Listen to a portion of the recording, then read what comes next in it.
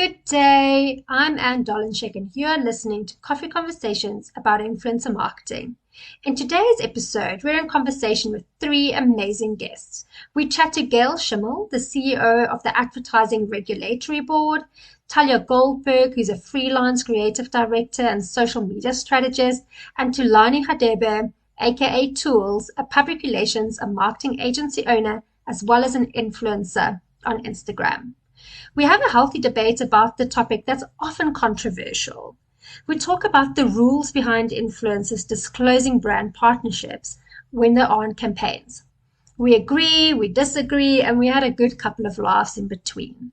So grab a coffee and listen as we discuss why these rules came into being and really are they necessary? The confusion of the different hashtag that needs to be used and how the ARB is relooking these, and what it means for brands and influencers if they don't disclose these brand partnerships. If you enjoy this podcast, you will also enjoy our fortnightly newsletter that keeps you up to date with influencer news from around the world. Subscribe at the link in the show notes. This podcast series has been made possible through an exclusive sponsorship from SA's #1 nano influencer platform, theSALT. Most brands have a communication line to their existing customers, but not a way to get them to have additional positive brand conversations. theSALT solves the problem by identifying brand fans and getting them to talk more about their positive brand experiences. theSALT have a database of over 140,000 registered brand fans and in-depth information on each to perfectly match your brand to the right influencers. Reach out to them now and see what they can do for you. Good morning, everyone. Thank you so much for making time to be here today. And today we've got a really exciting episode lined up. We're going to have a really nice conversation and hopefully quite a nice debate about the topic of disclosing brand partnerships in influencer marketing and influencer campaigns. And I've got some really cool guests with me today. I've got Gail Schimmel, I've got Tulani Hadebe, and I've got Talia Goldberg with me. And I'm going to just ask each and every one of them to just give us a quick description of who they are and what they do and what they bring to the party today. So Gail, if we can start with you perhaps. Okay, well, I'm the CEO of the Advertising Regulatory Board, which is the self-regulatory body that deals with advertising content. And we have an appendix to our code that deals with influencer marketing. So hopefully what I'm bringing to the party is what the rules actually are. There we go. Give us some structure today. Amazing. Tulani? Thank you so much for having me, Anne. Well, I am better known as Tools because when people stop me in the street, they always say to me, "Hey, aren't you?" And I say, "Yes, it's me, Tools." So you'll see all my social media handles. It's me, Tools. And basically, I come from brand perspective where I have my own PR and marketing company called Brand Ambassadors, and we work with luxury brands all across the board. But also what I've transitioned to is the other side into being an influencer. So Gail would be the person to tell me, no, on your post, you have to use #ad. Absolutely. And then last but certainly not least, Talia. Hi, thanks for having me. So I kind of come from the background that I started working on the blogging side while I was also working for brands. I had my own company, a little startup called Nifty 250. I've been a creative director for a coffee company, and for about the last 2 years, I've kind of been freelancing and helping brands understand social media and how best to use it, and just cool creative direction for their campaigns that only kind of live on social, and how to really use influencer marketing to the best effect. Amazing. So as you can see, we've got some really cool industry experts who's going to help us delve into this world of what does it actually mean to disclose? Why are we doing it? And is it actually really necessary? So I think let's start very much at the beginning. And again, I'm going to ask, maybe let's start with Talia. Why do you think it is important, or is it important, that influencers make it quite clear that they are doing brand partnerships? I think this is important, and I think Gail will probably touch on this a lot more just in terms of the actual laws around this, and that it is something that is needed to be disclosed. I think that it becomes difficult because every country has different rules about disclosure on social media, and whether something has actually been a paid for post or whether something was just gifted. And when generally if something is just gifted, there's not necessarily a brief where you actually have to post about the item, but if you like it or you like the experience, you might post about it. So it's a very complicated situation. And also what I found in South Africa is we don't necessarily have the industry where enough people are able to be influencers or Instagrammers or whatever you want to kind of call the term, where that they earn enough money that they can do this as a full-time career. So I wouldn't say that necessarily everyone who posts, this is not their full-time 9-to-5 job where they are keeping up with the rules, as opposed to someone who works on the brand side where this is something that is part of their full-time job. For sure. And I think that you're making some really good points there. Jules, what do you think? Well, I completely wholeheartedly agree with Talia. In terms of being an influencer myself, I know that I have been told by brands when I've worked with paid partnerships to use hashtag ad or hashtag gifted. I do feel like it is important that influencers do disclose whether things are paid for or posts are gifted, only because the consumer and the audience needs to know when that happens. Perfect. And then Gail, from your side, from the ARB side, what do you guys think? So we come from exactly what Jules has just said, is exactly our position, that the consumer has a right to know when an influencer has been given something, when they've been paid to say something, as opposed to when they are just spontaneously supporting something. Because the way you receive that information as an influencer is very different. I mean, as a consumer, is very different. If you know someone's been paid, or if you think they've just said it out of spontaneous love for the product. I would have to say, though, that I disagree that every country has different rules. We've worked quite hard internationally to try and make a level playing field, and certainly the South African rules were made with our eye very much on the international rules. And this idea that you have to have hashtag ad or hashtag sponsored, I'm not mad about hashtag gifted, I have to say. Hashtag gifted might sound like you're talking about your own unique abilities, that you are hashtag gifted.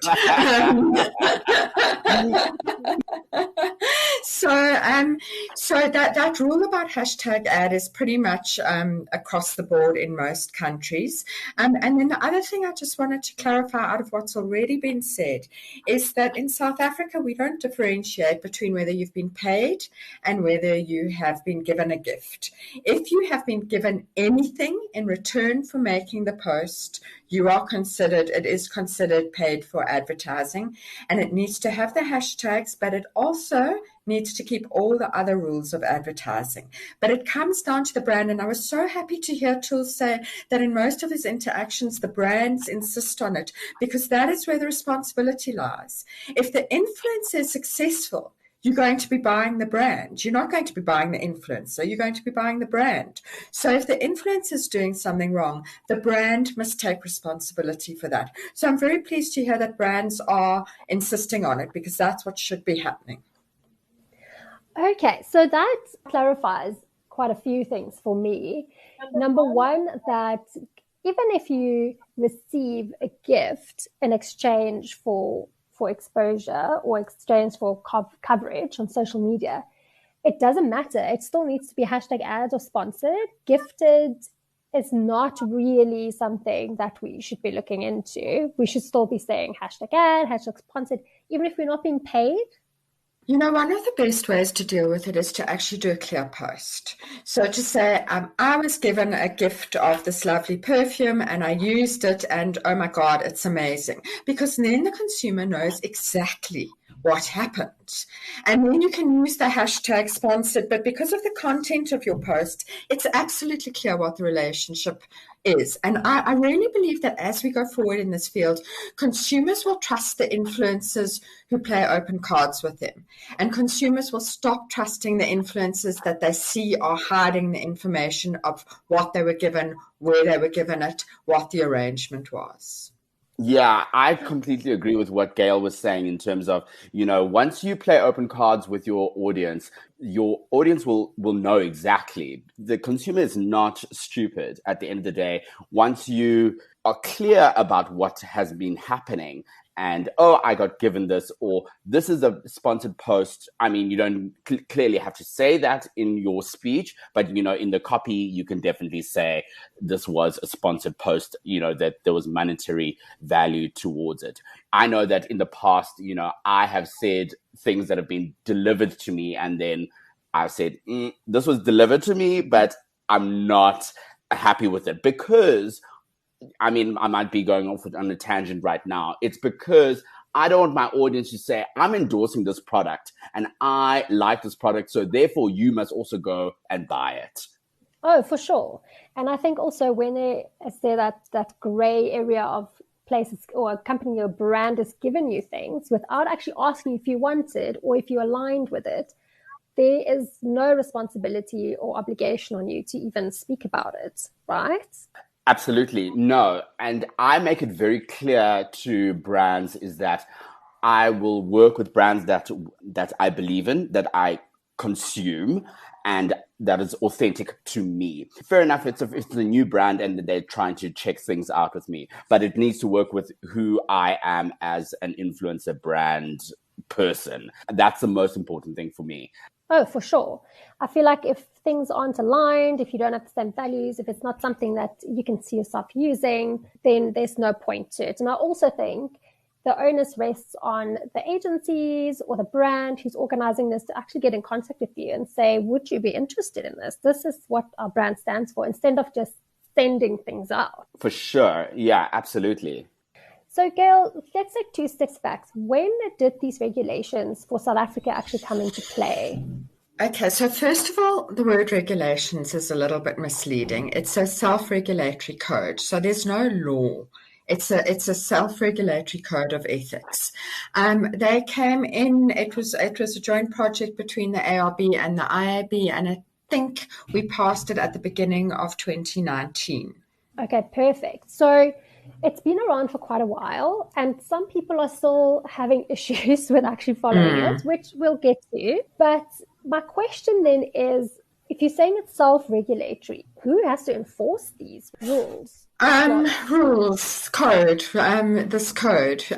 So the way we work is we work through a membership, and we have various industry bodies that are members, and we also have the broadcasters who are bound by the Electronic Communications Act to follow our rules. But obviously that has no bearing on influencer and social media advertising.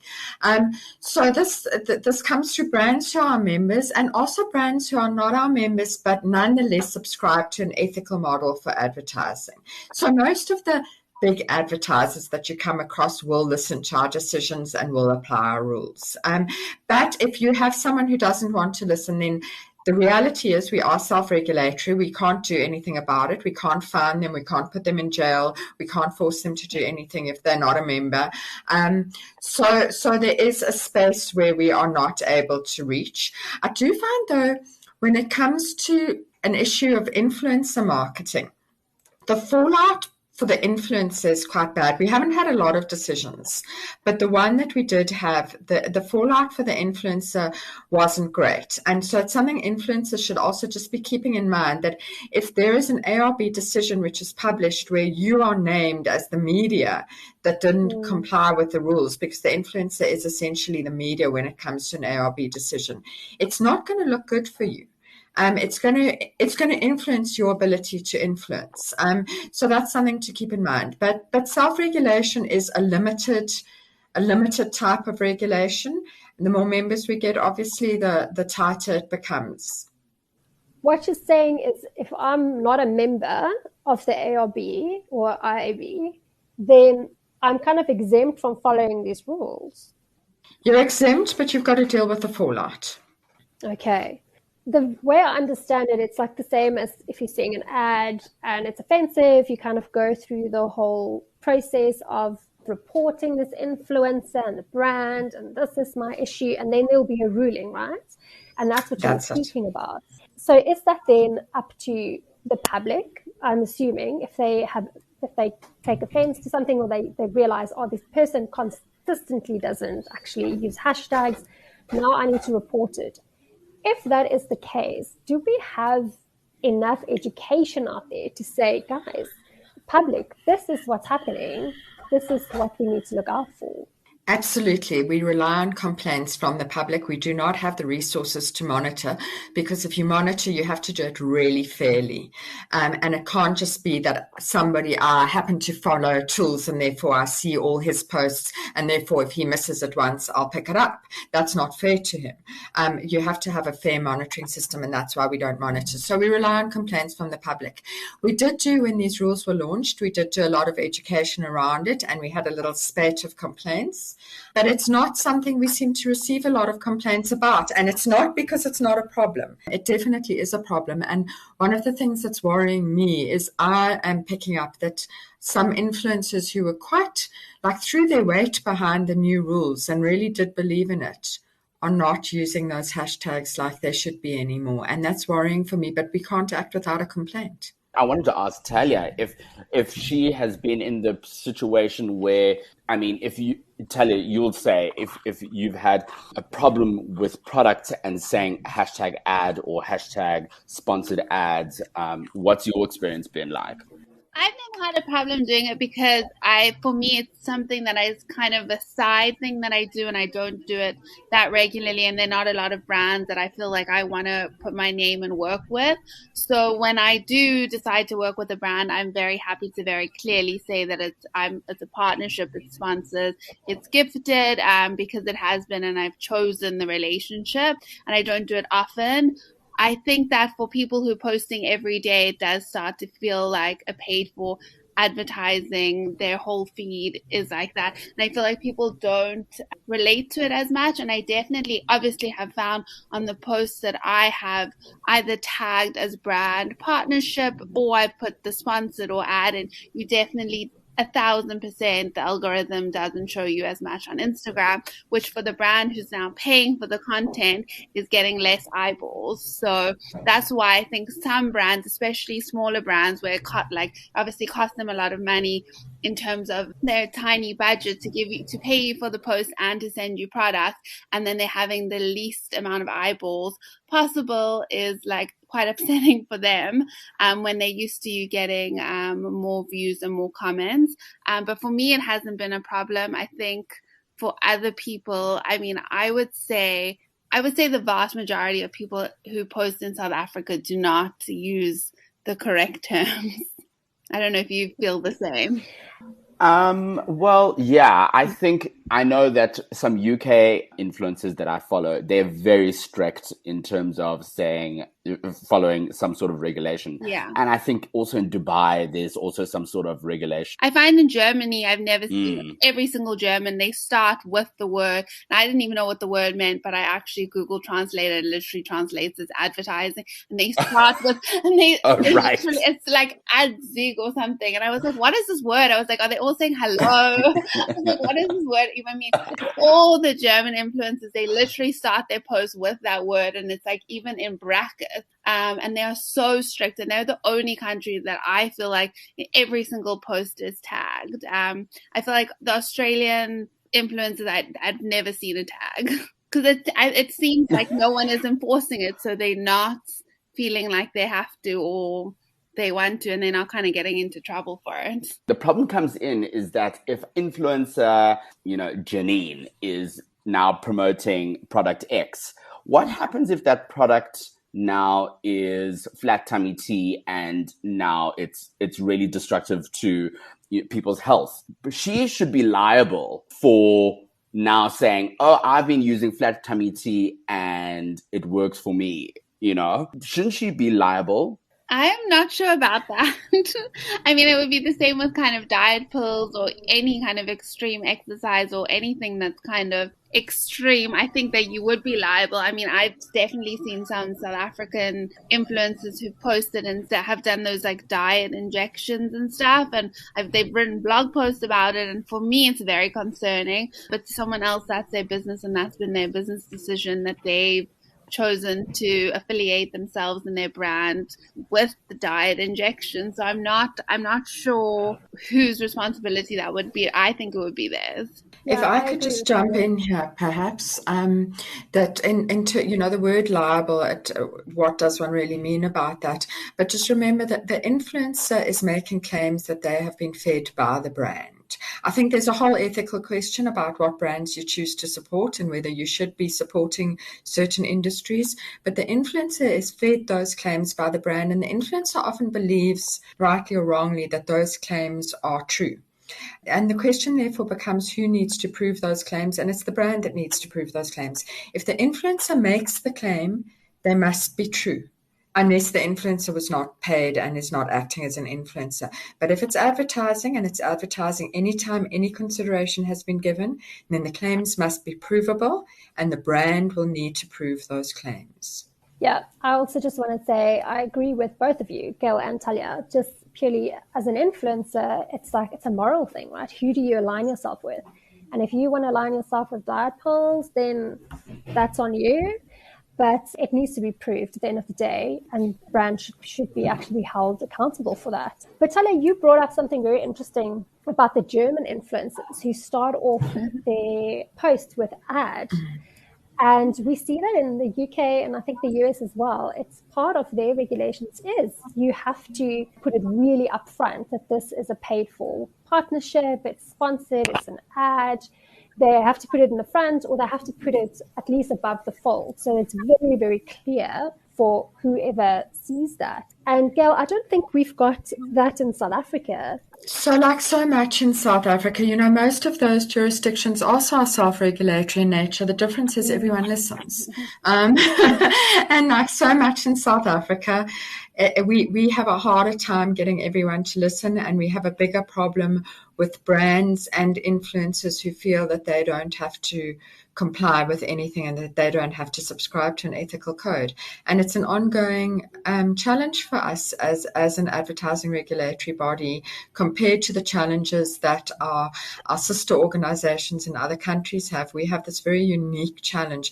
I can tell you, when I have conversations with my foreign counterparts, and we've got certain sanctions in South Africa, and they're a bit confused by our sanctions. They go like, what do you mean the advertiser wouldn't listen to you? Why would you need a sanction for that? Because it's just so foreign to them that there would be non-compliance. And I think we don't comply with the traffic laws and we don't comply with the advertising laws. It's a South African issue.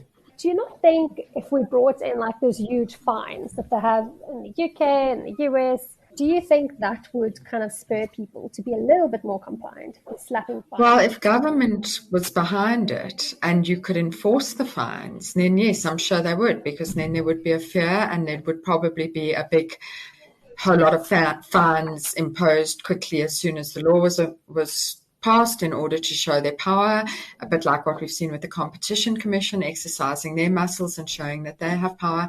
But do we want government intervening in this space? That's the question. Should influencers not be complying with the self-regulatory rules and avoiding being fined and avoiding government stepping into the advertising space? And that's what we're all about. We're saying, listen, let's agree the rules as an industry, and then let's apply those rules, and let's not have a situation where you're being fined. Because imagine you're an influencer and you've been sent a product that looks great, and they send you a set of claims and they say, these are the claims that are true. These are the claims that have been proven. And you use some of those claims, and then it turns out those claims aren't true. Must you be fined? Is that fair? But shouldn't it also be on the influencer to actually try that product and see if the claims are true before they actually say anything? I would definitely agree that there's an ethical requirement to do that, but it might be a claim that's less obvious. So perhaps it's a claim that it's sugar-free. The influencer doesn't have a little science lab at home to check whether or not it's sugar-free. They believe it's sugar-free, but maybe it's not really. Okay, so we can't find people. It's not regular. I think there's millions probably posts going up every minute, every second that's got a hashtag ad. It's kind of impossible to police. So Talia, if you were in charge of looking at what fines or kind of recourse that we can impose on brands, on influencers, what do you think would actually work in a South African context? I mean, I think that you would have to look at the fines that would be imposed for radio or for television or for brands doing things that are unethical, and then it would have to obviously be scaled down a lot. I think that people talk about influencer marketing in South Africa as if it is this very professional industry. And I think on the brand side, there are professional brands, and I think that whenever I've worked with like very big retailers or their alcohol brands, they are very, very strict about the rules that have to be followed. And if you see alcohol posts, they generally have the 18 number on it, and the bigger retailers don't mind because they have a much bigger budget.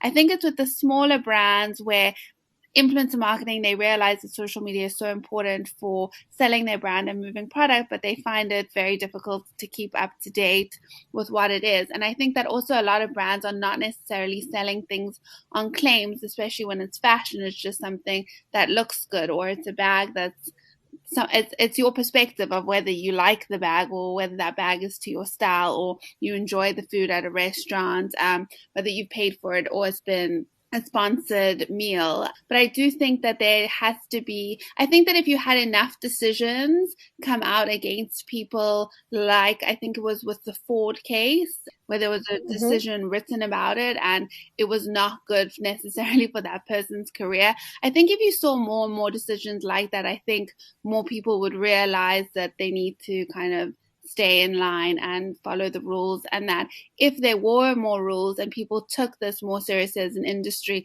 maybe it would be a bigger industry. So then, Gail and Talia, if you look at influence marketing in South Africa, our biggest thing is that we always saying to brands, we say this to influencers when we consult with them, it's like, please do use the hashtags, please comply, because it's a reputational issue.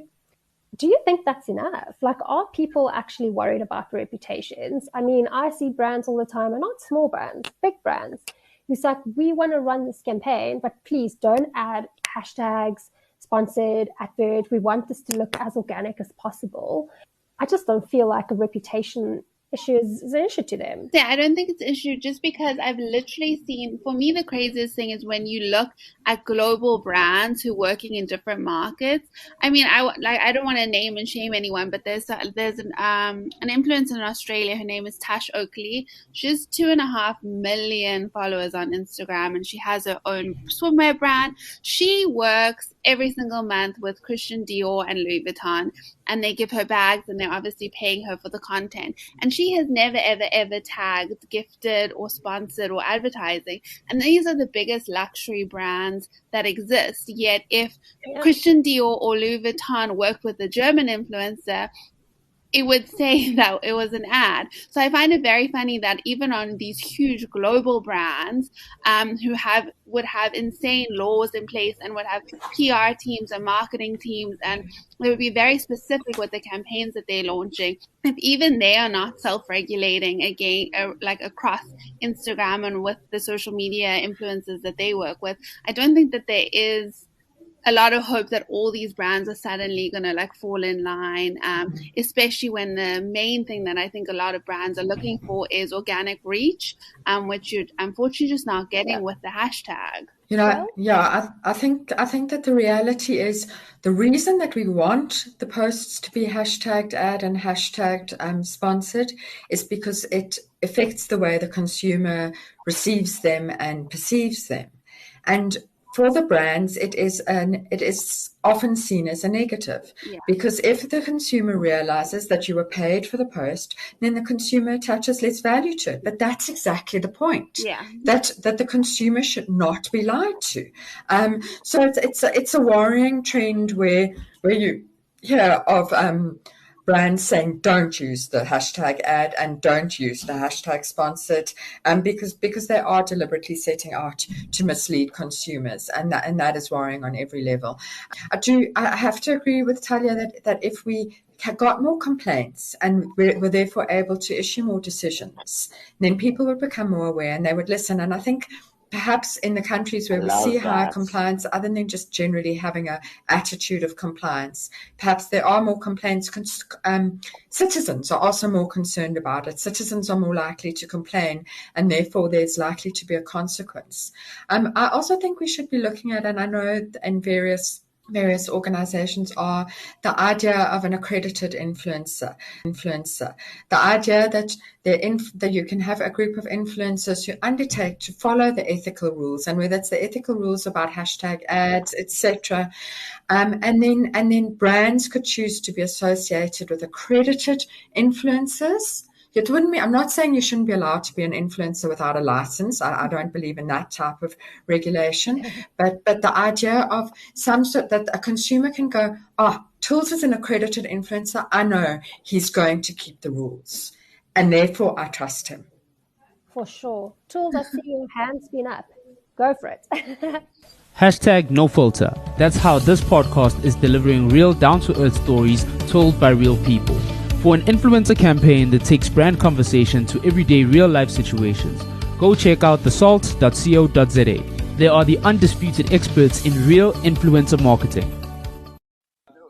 Well, in terms of, so I'm going to come from a brand side. So when I've been working with brands from a PR perspective, and I'm going to echo what Talia was saying in terms of, it's so much better for the consumer to understand that an influencer is using a product organically, and I will admit that we would always try to position our products, especially luxury brands, in an organic sort of way so that it does not seem like a paid for post. But I mean, that's wrong.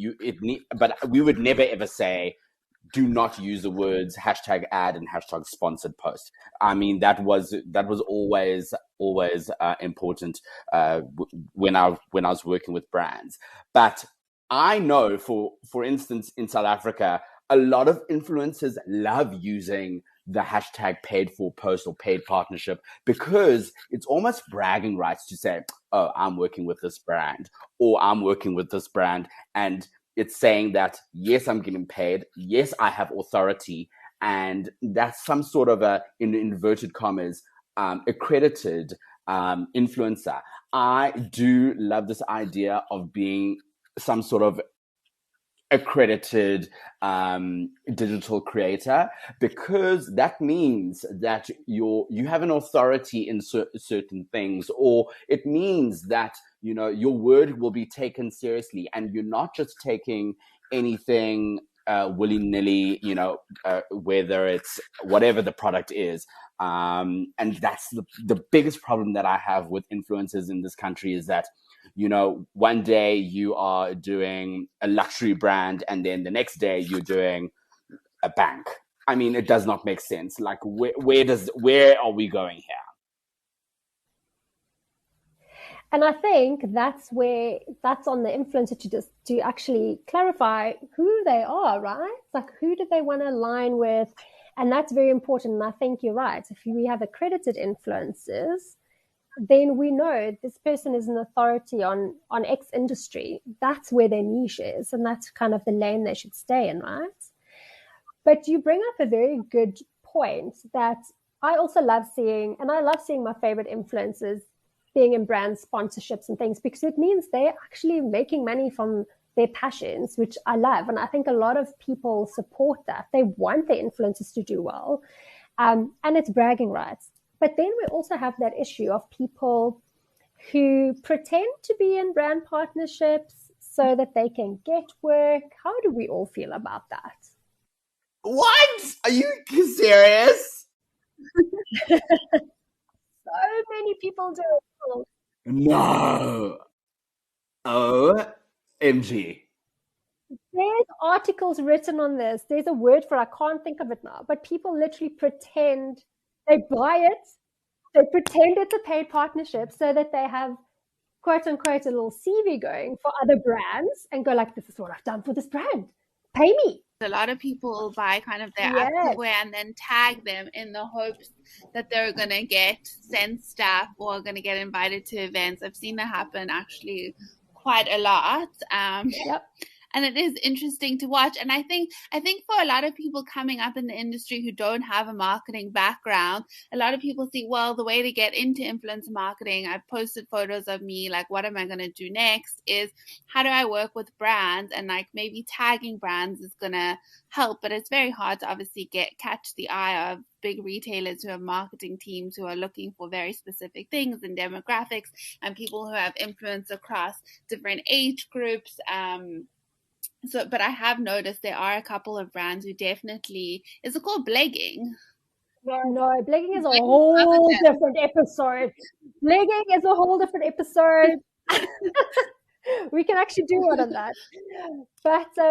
But Talia, I don't have an issue with people who buy something and they love it and they just tag a brand. No, of course, saying, no. Agree. Like, there's so many. Most of the content that I post on Instagram is stuff that I've spent my own money on, and like I go to the same coffee shop every day, and I probably tag them every day. They've never given me a free coffee in my life. I just love them. I want people to go there so that it continues to be the best coffee shop ever.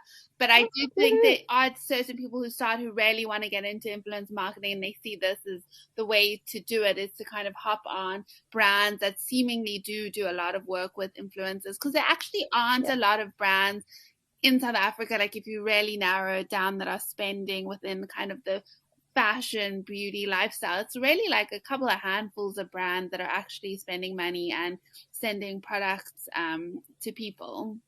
So if you are creating good content, it kind of is a good way to just get in there, is just to be tagging them and hope they call you back. Which is fine. Yeah. I have an issue with them saying hashtag I'm in partnership with this brand, and the brand's like, I don't know who you are, you know? Yeah. Because that's lying to your audience. So Tools, let me ask you, if you were made king of influencer marketing tomorrow, and they say to you, Tools, what do you think, and I'm using this word very loosely, punishment, because it's horrible, what kind of recourse would you put in place that will work for South African influencers and brands specifically, that will make them actually want to follow these rules? You would do something like what TikTok does, is just take away their account. So, I mean, the way, if you step 1 foot out of line on TikTok, if you go against community guidelines, they take down your account easily. It's that simple. Also, your video's gone. Yeah. Or your video, or your post. And I think it should be almost the same. If I was, the president of influencers, if you will, as you said, I would really make sure that the influencer that is endorsing a product should have at least as much knowledge as they can with that product before promoting it or posting it. But also, then what happens if a new product comes my way and wants to work with me? So I don't know where to draw the line. You kind of want to make the platform, like the TikToks, take responsibility for this, instead of actually being like, no, guys, like, you must just play game here. And we are working internationally on trying to get all the platforms on board to the idea of advertising self-regulation, and that would include around influencer marketing. So if we've made a decision against a particular influencer or a particular brand on a particular platform, we would then be able to pass that on to the platform, and they would be able to do that sort of thing, either close the account down or at least pull the particular post. So that is something that internationally is being worked on by all the self-regulatory organizations. I also just want to comment that I think what's going to happen organically is that brands are going to start realizing that an influencer can be a help to them, but can also be a danger to them. And especially this thing you're talking about, influencers pretending that they're connected when they're not connected. Mm-hmm. And I think we're going to see brands being stricter in their contracts and being more vigilant about that type of behavior and calling influencers out when they're not really connected to the brand, that sort of thing, because there's a lot of harm that can be done. And a brand, I presume, carefully chooses which influencer it wants to be associated with. And they don't want any any person in the road coming out and claiming that they're associated with the brand, because that could do brand damage depending on what else the person's associated with. And hopefully we will see an organic adaptation of the self-regulatory rules because of that. For sure. So guys, here's a stat for you. There's an article in the Drum that actually there was a study done. I'm not sure if it was in America, if it was in the UK, but they found that 76% of Instagram creators actually hide their partnership disclosure from view. So I know that Talia earlier said that when she does do sponsored posts, the algorithm knocks you a little bit because we know Zaki wants you to pay for people to see your brand, all these good things. But what other reasons would there be besides just like, I don't want to do it, that influencers are like, you know what, I don't want to put ad or sponsor it. I'm just going to do this like it's organic. So let me answer that. So, I always love to, for me, I always love when people think of me as a man about town, or they see my content and they are able to say, oh, you spoke about this TV show and I watched it. Or I went to this restaurant because you said you loved it. Or I'm drinking this wine because you said, it's amazing. And I like to be being that authority because I'm consuming that product, whether it's paid for or it's sponsored, and it works with my brand and who I am, and it's my lifestyle. So as much as and I'm not Kim Kardashian, where I am every single post is skims. For me, I want a balance of my life and all products that I use and love and enjoy are integrated into my lifestyle and my feed and my content, if you will. Okay. I hear you.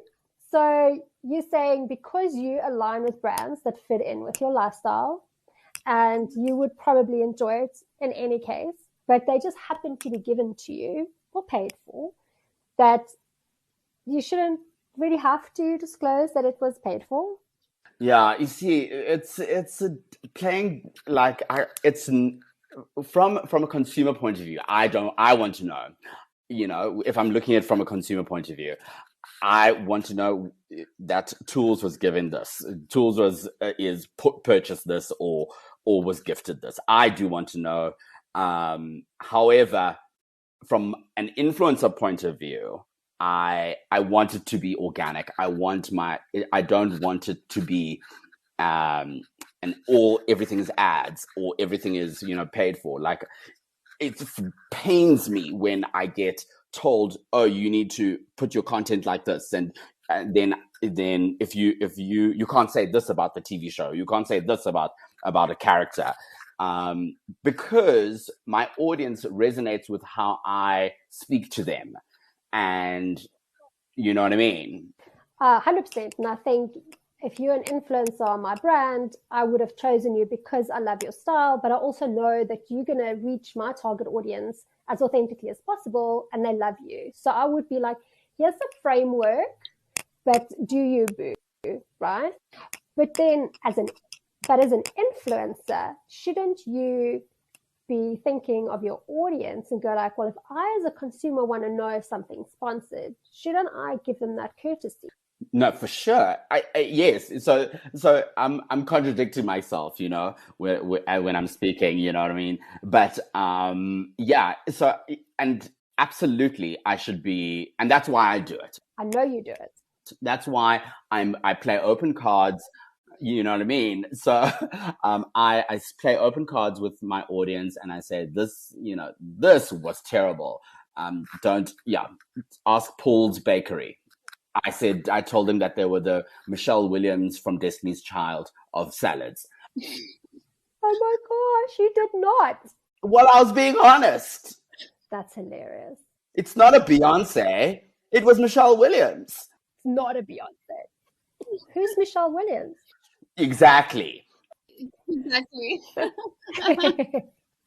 So Talia, do you have any thoughts on this from your side? I mean, why people don't disclose, I think that sometimes people, I mean, obviously often people talk about Instagram being the highlight reel, and I think that sometimes people would like their lives to look more aspirational, and that, I mean, everyone's trying to keep up with the Joneses or the Kardashians, and I think that Of often course. people want it to look like they can afford maybe these lavish holidays or these skincare products or stuff that is maybe not actually within a budget that they can afford, and yet they've been gifted it. And I think that's a reason that sometimes people don't disclose. And I think that the content, because they're trying to sell a lifestyle to you that is not necessarily actually their lifestyle. And I think that's a huge problem in South Africa, actually, where most consumers are living well beyond our means, if you just look at the amount of debt that South Africa is in. And I think that they also realize that when they don't disclose, the content does better. And when content does better, they probably attract more brands who want to work with them because they've got more likes and more comments. Unfortunately, those are the kind of reasons I think that sometimes people don't disclose. I completely agree. Yeah, it's a vicious cycle, right? Yeah. Yeah, I really do think it's also a status thing. What Talia is saying is we have a very huge status complex in this country.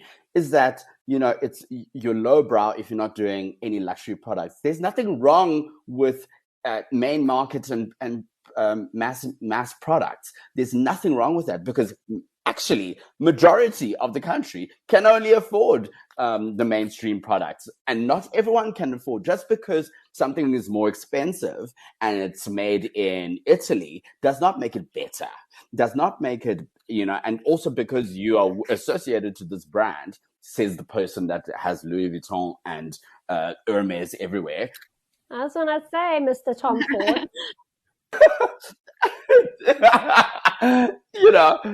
But coming from that, I do feel like there's a huge a status complex. I mean, that's a whole different podcast to get all together, Whole different. So then that brings me also to the next question is like, do we not treat the public as if they don't know what's going on? I think public is quite savvy. They can spot a sponsored post, but maybe I think like that because I'm in the industry, so I can spot it a mile off. But Tools, do you not think your audience, when a new package arrives for you with new Tom Ford perfume, do they not realize that that was gifted to you? Oh, well, for me, I have a series on my Instagram where I say, another day, another delivery. And this is from da-da-da-da. So, and that's when so that's my way of saying this was gifted. However, if I'm going to purchase something, I will, say, oh, I bought this and etc. Yeah, so that's from my perspective, that's what I do. But you can definitely see, when something is paid for. Not everybody. Why do you love Kleenex so much? It's tissues. Calm down. It's cleaning products. Handy Andy. Are you kidding me? No tea, no shade. I mean, but why are we saying, oh, Handy Andy, I love it so much? Like, come on. I love it. Yeah, it's like we all making reels about ourselves cleaning our homes, normal. Look, full disclosure, I do love a good Handy Andy product. It cleans like a whiz. I'm kind of that person. Would you I have post a on friend. Instagram about it? Is the difference?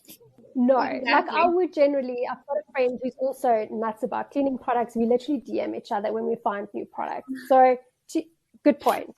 I think the difference is for me, there's so many things that I love, but I would never post about it on my Instagram. Unless the brand came to me and were like, we'll pay you a stupid amount of money to post about it. And then I was like, okay, let me consider this. You know what I mean? Like there are a lot of cleaning brands like Kleenex, Comfort, Skip, who are paying for content. And for me, it's just not interesting. It's just not something that I would personally want to post about. But don't you think it's just because the content is not interesting? They can make it interesting and relatable.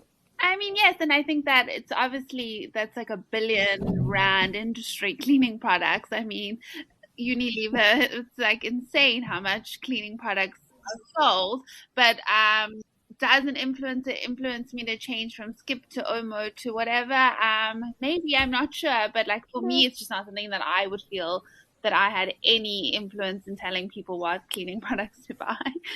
I do feel like it depends on how you do it. So the other day, I did post about an air freshener that I was like, but I was blown away. I was like, I was like, went onto my Insta story and said, this is very random, but this blew me away. I went to Pick and Pay and I got this for $100, and this Glad air freshener is amazing.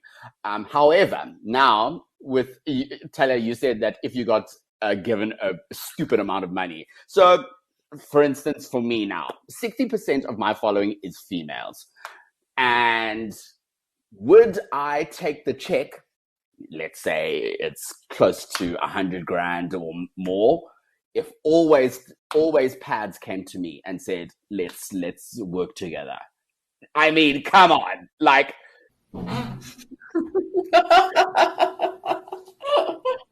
Always pads, tools, like, what am I saying here? Well, I suppose it also then depends on how you position always pads on your feed and what kind of content you do with it, and how are you going to make that relatable to your female audience. It might be tricky. I know I'm going to be looking out for this content. I'm going to follow you straight after this, Tools, because I want to see this content. Because I know always are dialing you as we speak. I know they are. The brand partnerships are rolling in. But I mean, in all seriousness, I think if I was to do it, I think I would come from a CSI point of view, if anything. There we go. You see, you've already got ideas. And how I would put it in my feed, or like every woman, girls can't go to school because of it, sometimes their menstruation. But #ad. Where do we draw the line? So Gail, that actually, I was wondering, because I read the regulations again last night, or the rules, whatever we want to call them. And I actually noticed something I didn't notice the first time I read this. And it's called the Social Media Code of Practice. It's its formal name. And it literally say the identifiers that you should use is #ad or #advertisement or #sponsored. Those are the only three identifiers there. So then how does the ARB feel about if someone goes #gifted or #partnership or everyone's making up their own little hashtags. That still says, I'm part of this. So we haven't tested this yet because we haven't got a complaint like that yet. My personal feeling is it's all about what you're communicating to the consumer. Okay. You've got to look at the harm that you're trying to prevent, and the harm that you're trying to prevent is misleading consumers. So my personal view is that we would look at are you communicating the same thing to consumers, and if so, is that okay? But I do think it's something that we have to revisit in that code, is the wording around which hashtags you can use. And like I said, it's something we haven't tested. I also have said I'm not mad about gifted. I'm also not mad about sponsored. I think sponsored can be very confusing. Agreed. And internationally, they don't like sponsored because there's sponsored in the sense of a sports sponsorship. And then they're sponsored in the sense of if someone sends you a pack of always pads, is that really being sponsored? I don't think so. And then why are you using the hashtag sponsored? So I'm uncomfortable with sponsored. I'm uncomfortable with gifted. I'm comfortable with the influencer explaining in their content exactly what happened, and then, if appropriate, #ad. That was my next question. Like, if I am tagging a brand partner, so at the top it says in paid partnership with or sponsored by, do I then still need to use the hashtags, or is that clear enough? Or if my post is just like, guys, Pan Macmillan just sent me Gail Schimmel's new book, Can't wait to read it. #ad. Yeah, that is exactly the question, and we haven't tested it enough. And I mean, you use a very good example. The book posts. You don't see #ad there. People will say, "I was sent the book, and now I'm giving an honest review." And is that misleading? They've disclosed that they were sent the book for free, and they always do disclose when they were sent the book for free. So it's an interesting dilemma there, and I think it really goes in law. There's a word for it. It's the teleological approach, and it's about what is the harm that you were trying to prevent, and has that harm been prevented? And I think what you're saying, Gail, is like more on the whole thing is about, is your content misleading? And that's what I'm getting from this. You know, that if where are you? Is your content misleading? I mean, I can't see. So if you said in a tweet, for example, I was paid 100,000 Rand to make this tweet, and as a result, I'm saying that I really like Handy Andy, and you don't say #ad, you can't really say that was misleading. You've told them exactly what happened. You've told them that you were paid to say it. You've even told them how much you were paid. I don't think we would then pull you up for not saying #ad. But obviously the safest way to go. Handy Andy would not be happy. Handy Andy wouldn't love you at all. No. But if you say 100K from them. But, you know, I think that's what it comes down to. And with all advertising regulation in this space and in other spaces, I always say, you know, in your gut when you're doing something wrong, when you're misleading people. And if your gut is giving you that message, chances are there is a rule somewhere around it, because you're not the first person to have a gut feel about it. Follow your gut, and chances are you won't get into trouble. So part of the code as well, and Tools, you said this a bit earlier, you touched on it. Part of the code actually states that in addition to adding all these hashtags and disclosing and being completely transparent, if a brand approaches you to work with them and they're paying you, they have to have a contract with you that stipulates everything that needs to happen and what you're getting for it. So Tools, I want to know from your experience, and even Talia, when you get approached, do you always get a contract that you sign? In the past, not really, but now I insist on a contract. If I don't receive a contract, I send SLA of sorts to my clients, just to say that this is what I'm about. This, you can't say I can't do this, I can't do that. I need to be more, and it's to protect my authenticity for my audience and who I am as a brand. And that's generally the smaller brands that don't give me contracts. But when there's big paid for partnerships that I do generally get contracts, and they're pretty standard. And I don't push back that much. Oh, that's good news. And you, Talia, do you always get presented with a contract? I think what it is, as Tools was saying, if it's a big brand, it's almost always yes. If it's a smaller brand where there is quite a strict brief about the dates they want posted, there is a 1 to 2 pager, which I would call a contract, yes. But back in the day, it was a lot. It is a contract. Yeah, no, it is a contract, but it is a lot. It used to be a lot less loose in terms of pushback. There have often been times where I've been sent a contract where there's so much that I disagree with and I cross out and I'm not willing to sign, like having exclusivity for a certain amount of time. I once got sent a contract that literally said that if I gained weight, what? Within like 5 months of it, and this was for like a health food. You are joking. That they could like literally terminate the contract, and I was like, no, I'm not joking. It was like the most offensive thing I've ever been sent in my life. And it was like a health food. It wasn't even a health food. I'll even say what it was.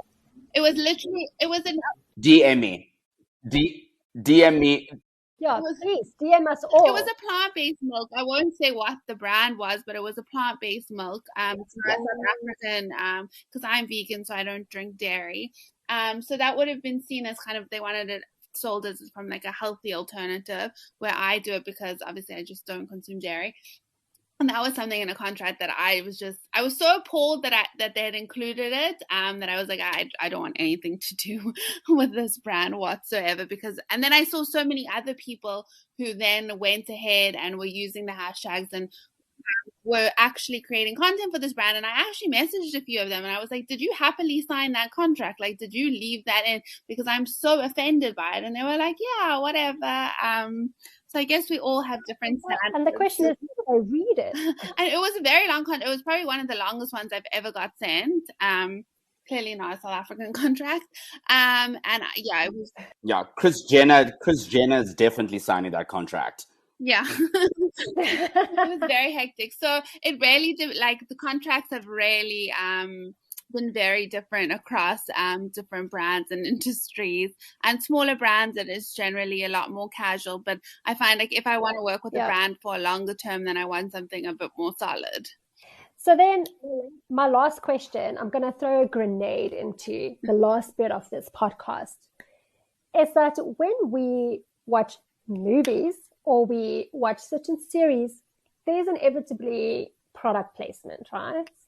But we don't see at the bottom them disclosing this is in partnership with Coca-Cola or whatever it may be.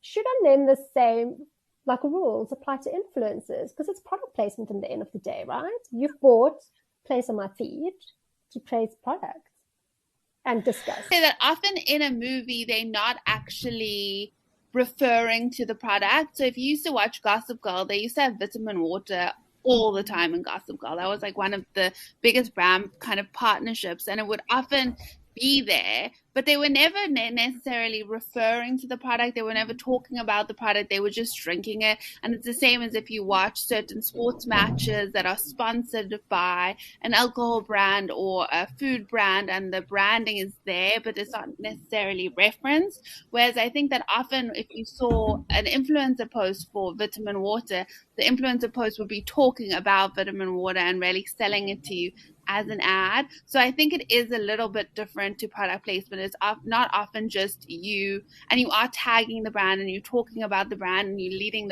to the brand's content page. So when you're watching something, yes, you are absorbing it. And there are also a lot of TV shows that you'll see where people are clearly using Apple MacBooks, but they've actually covered the Apple sign because Apple refuses to pay for product placement often. So I do think product placement is a little bit different to influencer marketing, who's like straightforward advertising in most cases. Fair point.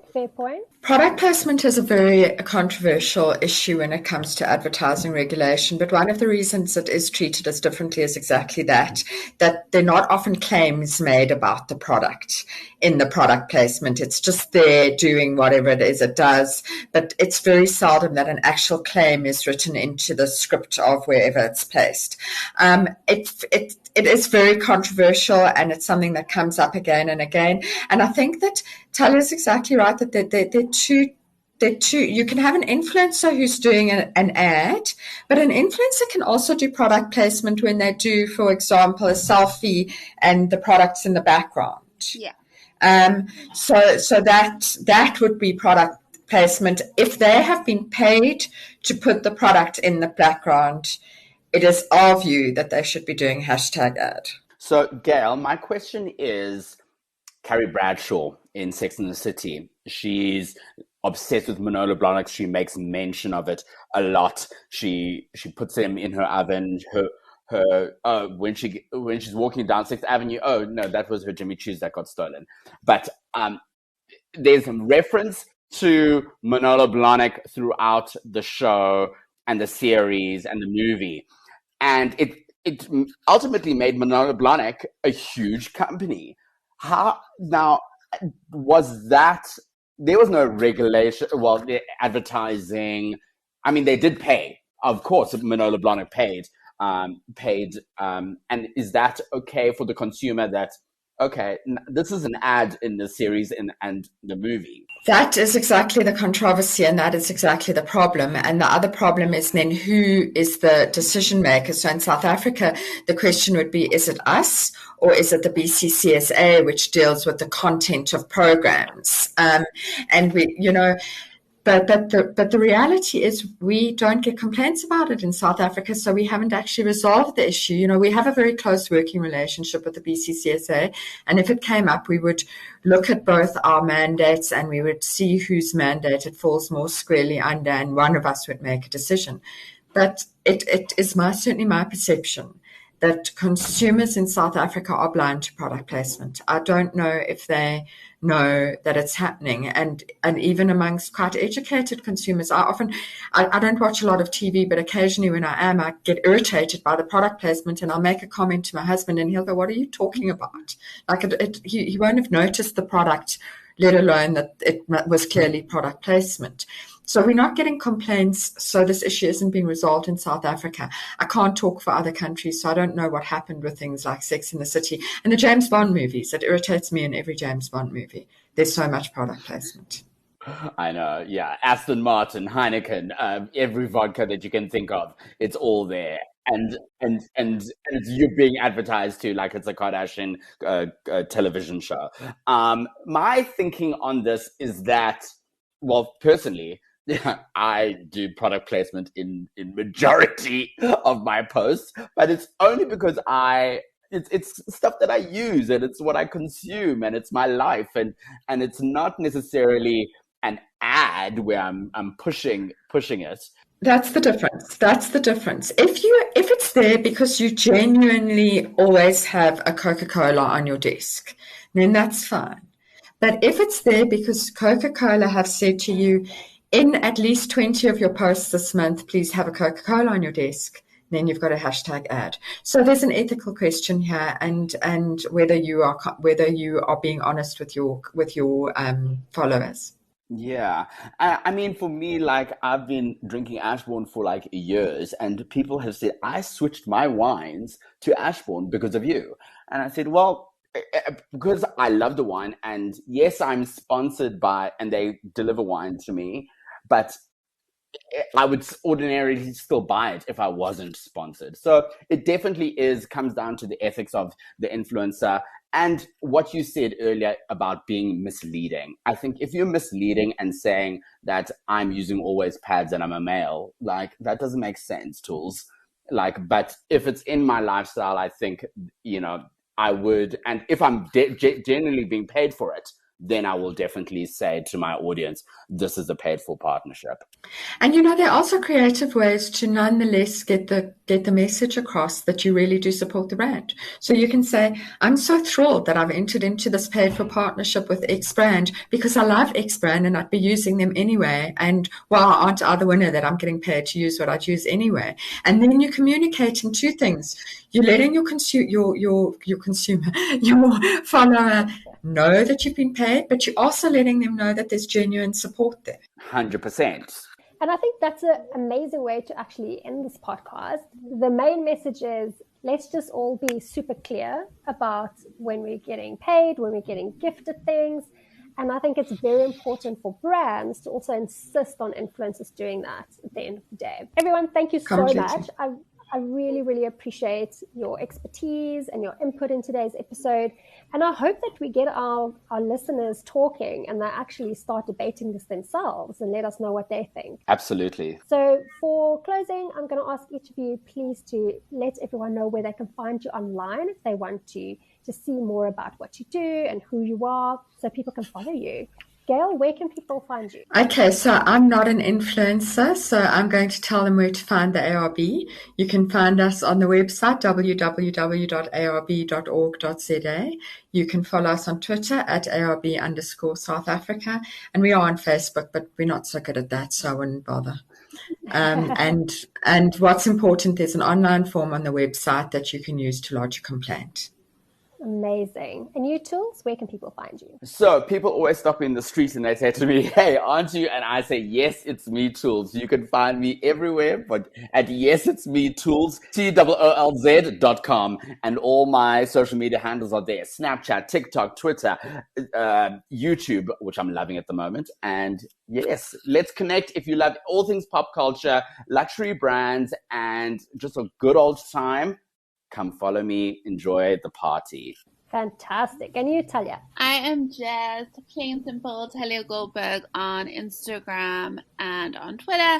And then I also have another Instagram called Vegan Friendly Cape Town if you're interested in that kind of thing. So thank you so much, guys. And I'm hoping we speak again soon. Thank you. Thank you so much. This podcast series has been made possible by theSALT, the influencer company that turns influence into affluence. In the same way that information is presented in this podcast in a relatable and authentic way, theSALT gets your customers to tell their real brand stories to their community. Go to thesalt.co.za to learn more about how theSALT can help you grow your business.